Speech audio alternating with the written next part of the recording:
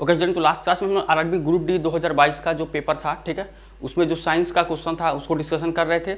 हमारा सेट 5 का कंप्लीट हो गया था। ये हमारा आज का जो सेट है ये सेट नंबर 6 है और थर्ड शिफ्ट का जो पेपर था इसको यहाँ पे हम देखेंगे, ठीक है, इस डेट में। तो यहाँ पे इसमें किस तरह से क्वेश्चन आपको पूछा गया था इसको देख लीजिए। देखिए क्वेश्चन आपको यहाँ फर्स्ट क्वेश्चन ये है कि तापन उपकरण का हीटिंग एलिमेंट बनाने हेतु चुने जाने के लिए किसी पदार्थ में कौन से गुण यहाँ पे अनिवार्यतः मौजूद होने चाहिए, ठीक है। तो तापन उपकरण का यहाँ पे हीटिंग एलिमेंट बनाने हेतु जो हीटिंग एलिमेंट उसमें जो आपको गर्म करता है उसका एलिमेंट बनाने के लिए कौन सा गुण इसमें होना चाहिए, जो भी आपका यहाँ पे चुने जाने की जो पदार्थ होता है उस पदार्थ में क्या क्या होना चाहिए। तो देखिए उच्च गलनांक, ठीक है, तो ये तो आपको होना चाहिए उच्च गलनांक, उसमें आपको वहाँ पे होना चाहिए, ये आपका सही है। उसके बाद से उच्च प्रतिरोध, ठीक है, तो ये भी होना चाहिए। उसके बाद से निम्न प्रतिरोध, देखिए ये नहीं होगा तो आपका क्या होगा, उच्च प्रतिरोधकता और यहाँ पे उच्च गलनांक, ये दोनों उसमें जो है आपका जो है मौजूद होना चाहिए, ठीक है। तो फर्स्ट एंड सेकेंड देखेंगे, फर्स्ट एंड सेकेंड किसमें, ऑप्शन नंबर सी में है आपका, केवल फर्स्ट एंड सेकेंड में, ठीक है। इसको आप यहाँ पे देख लीजिए, ऑप्शन नंबर सी में केवल फर्स्ट एंड सेकेंड में आपका जो है यहाँ पे जो ऑप्शन में यहाँ पे आपका होना चाहिए, ठीक है। तो इसका आंसर हो जाएगा ऑप्शन नंबर सी। इसके बाद देखिए नेक्स्ट क्वेश्चन है ये आपका यहाँ पे कि चुंबकीय क्षेत्र के अंदर, ठीक है, चुंबकीय क्षेत्र के अंदर स्थित धारावाही चालक पर लगने वाली बल का जो निर्धारण करने के लिए इनमें से किस नियम का उपयोग किया जाता है, ठीक है। तो इनमें से किस नियम का उपयोग किया जाता है, तो ये क्या होता है, फ्लेमिंग के बाएं हाथ का नियम, ठीक है। तो इसका आंसर हो जाएगा फ्लेमिंग के बाएं हाथ का नियम, ठीक है। और फ्लेमिंग के बाएं हाथ का नियम क्या कहता है, देखिए ये आपके जो फ्लेमिंग के ये आपका इस तरह से होता है, ये तीनों जो उंगली है ये क्या होगा आपका, ये लंबवत में होता है, ठीक है। और ये जो अंगूठा होता है ये क्या होता है कि चालक पर लगने वाली बल की दिशा होती है, और ये चुंबकीय क्षेत्र, ठीक है, मैग्नेटिक फील्ड की दिशा होती है, ये प्रवाहित उसमें धारा, ठीक है, चालक में प्रवाहित धारा की दिशा होती है, ठीक है। तो इस तरह से ये होता है और ये आपका हो जाएगा, और ये तीनों क्या होंगे, लंबवत होंगे, ठीक है। तो यही आपको बोल रहा है कि बल की जो निर्धारण करने के लिए इनमें से किस नियम का उपयोग किया जाता है, तो क्या होता है, फ्लेमिंग के बाएं हाथ का नियम, ठीक है। तो इसको याद रखिए, इसका ऑप्शन नंबर बी आंसर हो जाएगा। इसके बाद देखिए नेक्स्ट क्वेश्चन, देखिए नेक्स्ट क्वेश्चन आपको यहाँ पूछा गया है कि निम्नलिखित में से कौन सी रेखाएं किसी गोली दर्पण पर अभिलंब के रूप में कार्य करती है, ठीक है, गोली दर्पण पर अभिलंब के रूप में कार्य करती है, ठीक है। तो यहाँ पे क्या होगा, जो गोलीय दर्पण होता है ये किसी दर्पण का क्या होता है, आधा भाग होता है, ठीक है। ये आपका गोली दर्पण क्या है, किसी दर्पण का आधा भाग ये होता है, ठीक है। ये आपका सेंटर हो जाएगा, ये आपका पी होता है, इसको क्या बोलते हैं, पॉइंट ऑफ इंसिडेंट, ठीक है, पॉइंट ऑफ इंसिडेंट बोलते हैं। तो यहाँ पे कह रहा है कि किसी जो रेखाएं हैं किसी गोली दर्पण अभिलंब के रूप में कार्य करती है, कौन कौन से, तो पहला आपका ध्रुव और वक्रता केंद्र को मिलाने वाली रेखा, ठीक है। तो ध्रुव और वक्रता केंद्र को मिलाने वाली रेखा जो होती है वो क्या होती है, आपका जो है यहाँ पे अभिलंब के रूप में कार्य करती है, ठीक है। तो ये आपका सही है। इसके बाद देखिए ये है कि वक्रता केंद्र और आपतन बिंदु को मिलाने वाली रेखा, तो वक्रता केंद्र और आपतन बिंदु को मिलाने वाली रेखा भी क्या होती है, ये आपका अभिलंब के रूप में कार्य करती है, ठीक है। फोकस और आपतन बिंदु को मिलाने वाली रेखा, तो ये तो नहीं होगा, लेकिन 1 और 2, ठीक है। तो 1 और 2 ये इसका ऑप्शन नंबर ए आपका आंसर हो जाएगा, ठीक है। यहाँ पे option number A first and second दोनों यहाँ पे ये होगा, ठीक है। ये आपका जो हो जाएगा अवलंब के रूप में कार्य करती है। और एक चीज़ है अवतल, जो आपका जो दर्पण होता है अवतल दर्पण, अवतल दर्पण की जो फोकस दूरी होती है, अवतल दर्पण की फोकस दूरी, ठीक है, ये आपकी क्या होती है, ये आपकी नेगेटिव होती है, ठीक है। इसको याद रखिए, नेगेटिव होती है। और उत्तल दर्पण का क्या होता है, उत्तल दर्पण का ये क्या होती है, आपकी पॉजिटिव होती है, ठीक है, यहाँ फोकस दूरी पॉजिटिव होती है, इसको भी याद रखिएगा। तो इसका ऑप्शन क्या हो जाएगा, आंसर क्या हो जाएगा, ऑप्शन नंबर ए 1 और 2 दोनों, ठीक है। देखिए नेक्स्ट क्वेश्चन, देखिए नेक्स्ट क्वेश्चन आपको यहाँ पूछा गया है कि कार्बन के कारण अस्थायी यौगिक, यानी इनमें से किसके कारण अस्थायी यौगिक बनाने में सक्षम होता है। जो कार्बन होता है ये आपको जो 4 ऑप्शन दिया गया है कि इनमें से किसके कारण अस्थायी यौगिक बनाने में, तो अपने छोटे परमाणु आकार के कारण अस्थायी यौगिक बनाने में ये सक्षम होता है, ठीक है। इसका आंसर हो जाएगा ये कि अपने छोटे यहाँ पे परमाणु आकार के कारण क्या होता है, जो अस्थायी यौगिक बनाने में सक्षम होता है, ठीक है। और कार्बन जो होता है, ठीक है, ये क्या होता है, आपका पी ब्लॉक का एलिमेंट होता है, पी ब्लॉक, ठीक है, पी ब्लॉक का एलिमेंट होता है, ठीक है, इसको याद रखिएगा इसको। और यहाँ पे कार्बन का जो एटॉमिक नंबर होता है क्या होता है, 6 होता है, एटॉमिक नंबर कितना होता है, 6। एटॉमिक वेट कितना होता है, एटॉमिक वेट, ठीक है, ये कितना होता है, ये आपका कितना होता है, 12 होता है, ठीक है। इसका इलेक्ट्रॉनिक कन्फिग्रेशन करेंगे तो क्या होगा, यहाँ पे 6 है तो 1s2, ठीक है, 2s2 2p2, ठीक है, ये होता है, ठीक है। यहाँ पे ये इसका इलेक्ट्रॉनिक कॉन्फ़िगरेशन होता है। तो ये था कार्बन का, ठीक है, और कार्बन पी ब्लॉक का होता है, वेट नंबर इसका 6 और वेट कितना होता है 12। तो ये अपने छोटे परमाणु आकार का स्थायी यौगिक बनाने में सक्षम होता है, ठीक है। देखिए यहाँ पे आपको जो है नेक्स्ट क्वेश्चन यहाँ पे पूछा है कि एक मैग्नीशियम रिबन वाई ऑक्सीजन में एक चमत्कार लौ के साथ जलता है और सफेद पदार्थ X में परिवर्तित हो जाता है, तो X क्या है, ठीक है। यहाँ पे मैग्नीशियम के ऑक्सीजन से यहाँ पे रिएक्शन की बात कर रही थी, यहाँ पे Mg है मैग्नीशियम, ऑक्सीजन से जब इसका रिएक्शन कराएंगे तो क्या होगा, ये बनेगा MgO, ठीक है, MgO बनेगा। यहाँ पे आपका 2 ऑक्सीजन है, इसको बैलेंस करेंगे 2, यहाँ पे हो जाएगा ये, ठीक है। तो ये आपका हो जाएगा ये रिएक्शन, तो MgO बनेगा, जिसको देखिए इसका ऑप्शन नंबर यहाँ पे आपका 20 का आंसर हो जाएगा, ठीक है। यही आपको यहाँ बोला जा रहा था। और जो आपका Mg होता है ये क्या होता है, मैग्नीशियम इसको बोलते हैं, इसका एटॉमिक नंबर क्या होता है 12 होता है, ठीक है। और एटॉमिक वेट कितना होता है, ये आपका 24 होता है, ठीक है। और ये S ब्लॉक का एलिमेंट होता है, S ब्लॉक का, ठीक है।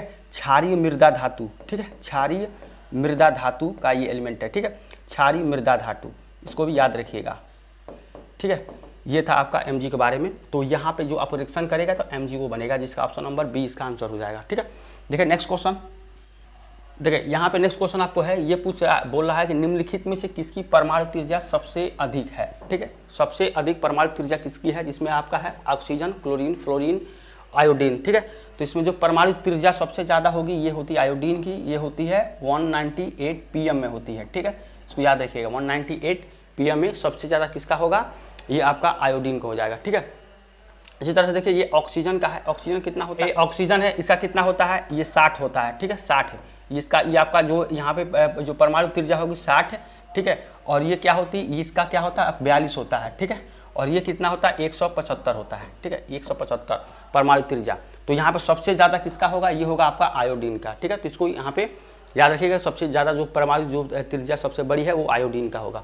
इसके बाद देखिए नेक्स्ट क्वेश्चन, देखिए नेक्स्ट क्वेश्चन आपको यहाँ है कि ये पूछ रहा है कि जैव निम्नकरणीय, ठीक है, जैव निम्नकरणीय अपशिष्ट के बड़े पैमाने पर उत्पादन के कुछ प्रवाहों का उल्लेख नीचे दिया गया है, गलत कथन का चयन करिए, ठीक है। यहाँ देखिए गलत कथन की बात कर रहे हैं, गलत कथन का चयन करना है। तो यहाँ पे आपका जो आंसर आपका आंसर ऑप्शन दिया है, ये क्या दिया है कि मृदा, ये ऑप्शन नंबर 1 मृदा पोषक तत्वों की पुनः पूर्ति, ठीक है। तो ये तो आपको गलत नहीं होगा, मृदा पोषक तत्वों की पुनः पूर्ति होती है, ठीक है। यहाँ पे लैंडफिल में भेजे जाने के लिए अपशिष्ट की मात्रा बढ़ जाती है, ठीक है। तो यहाँ पे ये आपका बोल रहा है कि जो है लैंडफिल में आपको जो करने पे यहाँ पे क्या होती है, इसकी अपशिष्ट की मात्रा बढ़ जाती है, ठीक है। तो यहाँ पे ये इसका नहीं होगा। तो इसका जो यहाँ गलत कथन बोल रहा है, तो ये क्या हो जाएगा, इसका ऑप्शन नंबर ये बी हो जाएगा, जो कि गलत जो है ये आपका कथन है, ठीक है। अब यहाँ पे है कि यह मच्छर के प्रजनन के रूप में कार्य करता है, जिससे बीमारियाँ फैलती है, ठीक है। तो ये आपका सही है, दुर्गंध देता है, ये भी सही है, ठीक है। तो इसका आंसर क्या हो जाएगा, ऑप्शन नंबर बी हो जाएगा कि लैंडफिल में भेजे जाने पर अपशिष्ट की मात्रा क्या होती है, आपका बढ़ जाती है, ठीक है। तो इसका ऑप्शन नंबर बी यहाँ पे आंसर हो जाएगा। इसके बाद देखिए नेक्स्ट क्वेश्चन, देखिए नेक्स्ट क्वेश्चन आपको यहाँ पे दिया गया है कि दिए गए परिपथ में 3 ओम, ठीक है, प्रतिरोध में प्रवाहित धारा ज्ञात के यहाँ पे क्या करना है। लेकिन यहाँ पे जो फिगर है नहीं दिया, फिगर आपका क्या होगा, फिगर ये होगा, मान लीजिए ये आपका कितना हो जाएगा, ये आपका 3 ओम का प्रतिरोध है, ठीक है। और यहाँ पे आपका ये क्या हो जाएगा, ये 4 ओम का प्रतिरोध, ठीक है, ये जुड़ा हुआ है। और यहाँ पे आपका जो है 5 वोल्ट का यहाँ पे बैटरी है, ठीक है, 5 वोल्ट का, ठीक है। तो बोल रहा है 3 ओम प्रतिरोध में प्रवाहित धारा, ये आपका फिगर है। तो आपको इसको किस तरह से धारा बताएंगे, देखिए ये 3 ओम और ये 4 ओम किस में है, आपका श्रेणी में है, ठीक है। तो 3 ओम 4 ओम यहाँ पे आपके क्या है, श्रेणी में है, ठीक है। तो इसके लिए क्या हो जाएगा, दोनों आपका यहाँ पे जुड़ जाएगा। तो 3 4 कितना हो जाएगा, कुल प्रतिरोध RS, ठीक है। RS की बात करें, ये आपका कुल प्रतिरोध, ठीक है, 7 ओम कुल प्रतिरोध हो जाएगा। तो R की वैल्यू यहाँ पे आपकी आ जाएगी, कुल प्रतिरोध 7 ओम। तो V = I × R से यहाँ पे क्या होगा, धारा पूछ रहा है, धारा कितना हो जाएगा V/R, ठीक है। तो यहाँ पे वोल्ट कितना है 5 है, ठीक है, 5 यहाँ पे ये कितना है आपका R कितना है 7, 7/5/7 एम्पियर इतना आ जाएगा, 5/7। तो 5/7 एम्पियर ये है आपका ऑप्शन नंबर बी, ठीक है। तो इस तरह से आपको धारा यहाँ पे आसानी से आप निकालेंगे कि कुल प्रतिरोध निकालेंगे 7 हो जाएगा, V = I × R से निकालेंगे तो यहाँ पे कितना आ जाएगा 5/7 एम्पियर यहाँ पे निकल के चला आएगा, ठीक है।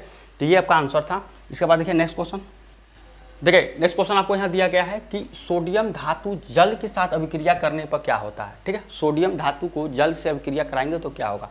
तो देखिए यहाँ पे आप क्या करेंगे, ये आपका सोडियम है, इसको जल से H2O से जब रिएक्शन कराएंगे तो क्या होगा आपका, यहाँ पे क्या बनता है NaOH बनता है, ठीक है, NaOH सोडियम यहाँ पे क्या होगा आपका NaOH,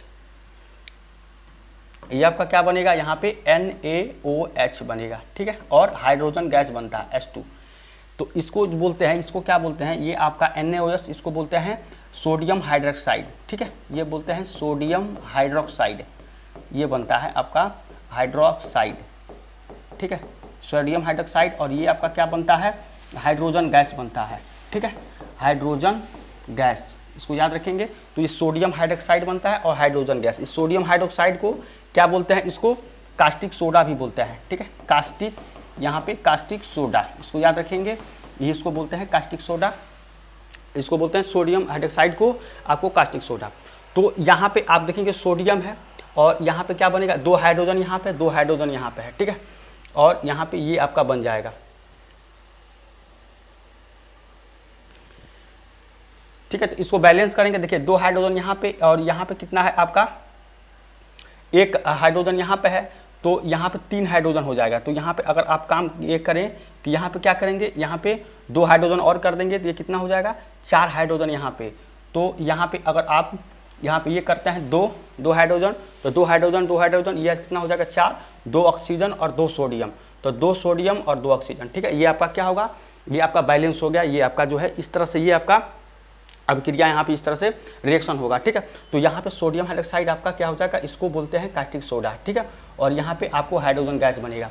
तो सोडियम हाइड्रोक्साइड और यहाँ पे हाइड्रोजन गैस, सोडियम हाइड्रोक्साइड विलयन बनते हैं। ये आपका ऑप्शन नंबर ए इसका आंसर हो जाएगा, ठीक है, ऑप्शन नंबर ए इसका आंसर हो जाएगा, ठीक है। और यहाँ पे जो सोडियम होता है, इस सोडियम को क्या करते हैं, केरोसिन के तेल में रखते हैं, ठीक है, केरोसिन के तेल में इसको रखा जाता है, ठीक है।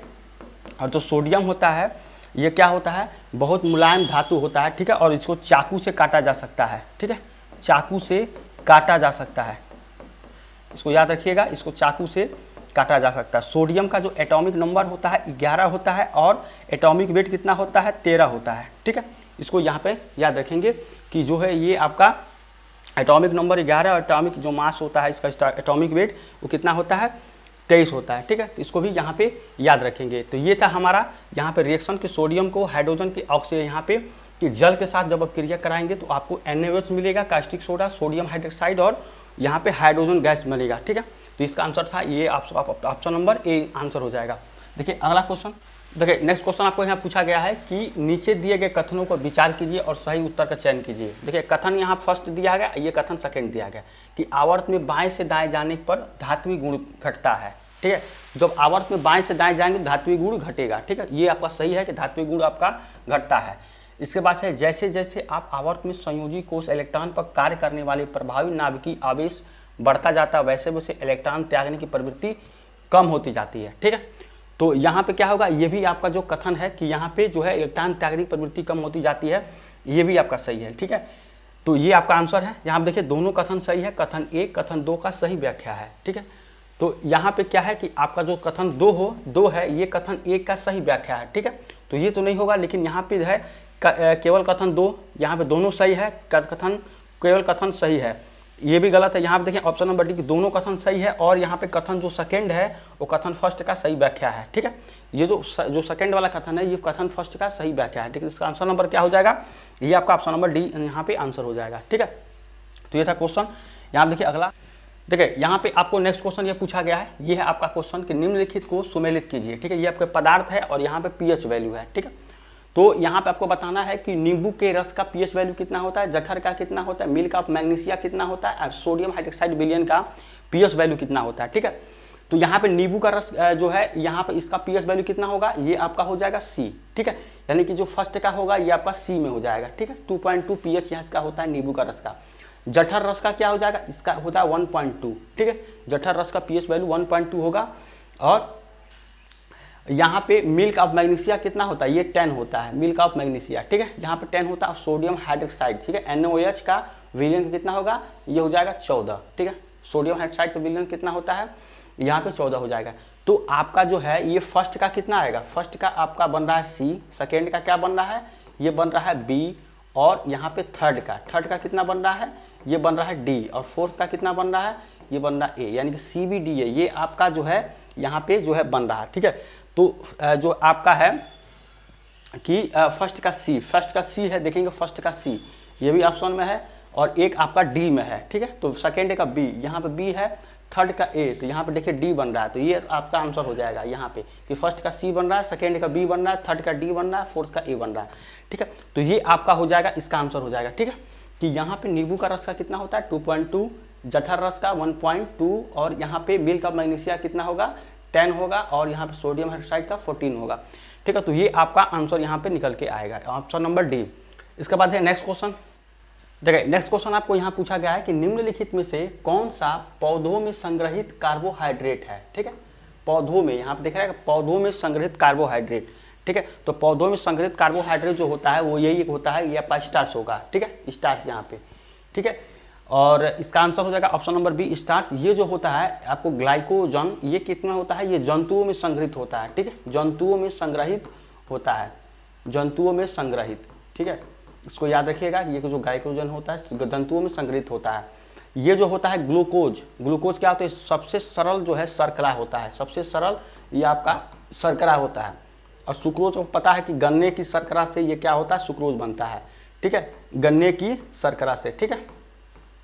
इसको याद रखिएगा, ये आपके गन्ने की शर्करा से सुक्रोज बनता है, ये सबसे सरल शर्करा होता है, ये आपका ग्लूकोज, और ये इसका जो है पौधों में संग्रहित कार्बोहाइड्रेट स्टार्च होता है। इसका ऑप्शन नंबर बी यहाँ पे आंसर हो जाएगा, ठीक है।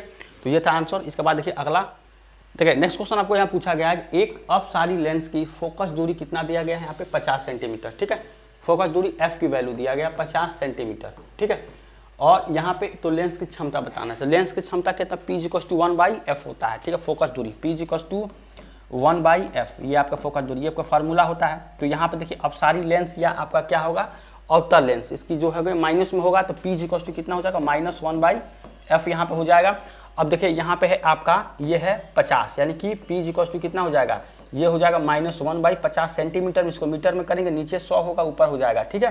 तो यहाँ पे क्या हो जाएगा आपका, ये हो जाएगा 2, यानी P= कितना हो जाएगा -2 डायोप्टर हो जाएगा आपका, -2 डायोप्टर। इसका आंसर क्या हो जाएगा ऑप्शन नंबर सी, यहाँ पे आंसर हो जाएगा -2 डायोप्टर, ठीक है। इस तरह क्वेश्चन को हम बहुत बार सॉल्व कर चुके हैं, जो लाइट के चैप्टर में देख रहे थे, तो बहुत भाई ये बहुत आसान चैप्टर आपका क्वेश्चन होता है कि लेंस की क्षमता बताइए, आपको फोकस दूरी दिया गया है, ठीक है।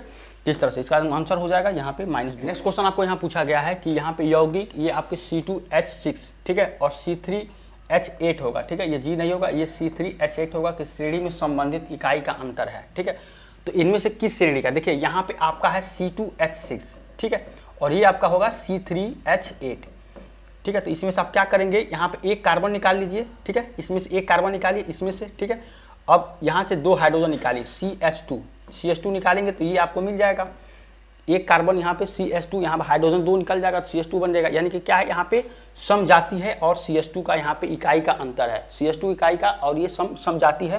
तो यहाँ पे देखिए CH2 और समजाति, इसका आंसर नंबर क्या हो जाएगा आपका सी आंसर हो जाएगा, ठीक है। CH2 और समजाति इकाई का यहाँ पे अंतर, ठीक है, इसका ऑप्शन नंबर सी। इसके बाद देखिए नेक्स्ट क्वेश्चन आपको यहाँ पूछा गया है कि निम्नलिखित में से कौन सी ऊष्मीय ऊर्जा की इकाई नहीं है, ठीक है।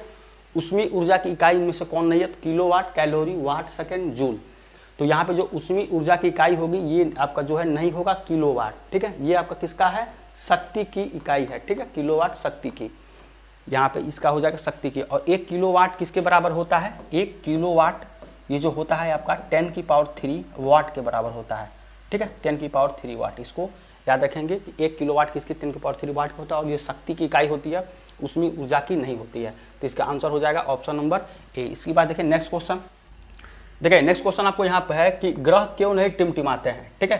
तो यहाँ पे देखिए ग्रह के बारे में बोल रहा है कि ग्रह क्यों नहीं टिमटिमाते हैं। कल आपने कल के क्लास में बताए थे कि तारे क्यों टिमटिमाते हैं, ठीक है, इसको कल हम बताए थे, लेकिन यहाँ पे है ग्रह क्यों नहीं टिमटिमाते हैं। तो ऑप्शन नंबर ए है कि क्योंकि ये प्रकाश के विस्तारित स्रोत के रूप में कार्य करता है, ठीक है। तो इसका आंसर नंबर ऑप्शन हो जाएगा ऑप्शन नंबर ए, इसका आंसर हो जाएगा कि क्योंकि ये प्रकाश के विस्तारित स्रोत के रूप में कार्य करता है, ठीक है। तो ये था इसका आंसर। इसके बाद देखिए नेक्स्ट क्वेश्चन, देखिए नेक्स्ट क्वेश्चन आपका है यहाँ पे वसा के पाइसीकरण में सहायक होता है। तो वसा के पाइसीकरण में RCl, विटामिन के, ट्रिप्सिन, पेप्सिन, पित्त लवण। तो वसा के पाइसीकरण में सहायक जो होगा ये आपका क्या होगा, पित्त लवण होगा, ठीक है, ये पित्त लवण। जो पित्त लवण होता है ये क्या होता है, इसका उत्पादन कौन करता है, यकृत करता है, ठीक है, लीवर, ठीक है, यकृत करता है, ठीक है। और ये क्या होता है, एक क्षारीय द्रव होता है, क्षारीय द्रव होता है, इसको याद रखिएगा, ये आपका क्षारीय द्रव होता है। और इसका जो pH वैल्यू होता है, ठीक है, pH जो वैल्यू होता है कितना होता है, 7.7 होता है, ठीक है, इसको भी याद रखिएगा, ठीक है। तो ये आपका आंसर हो जाएगा ऑप्शन नंबर डी कि वसा के पाइशीकरण में सहायक कौन होता है, पित्तलौं होता है, ठीक है। तो ये था हमारा आज का क्लास। अगर आपको आज का क्लास अच्छा लगा तो चैनल को सब्सक्राइब, लाइक, शेयर करिए, ठीक है। और इसका जो नेक्स्ट सेट होगा वो हम नेक्स्ट क्लास में देखें। तब तक थैंक यू।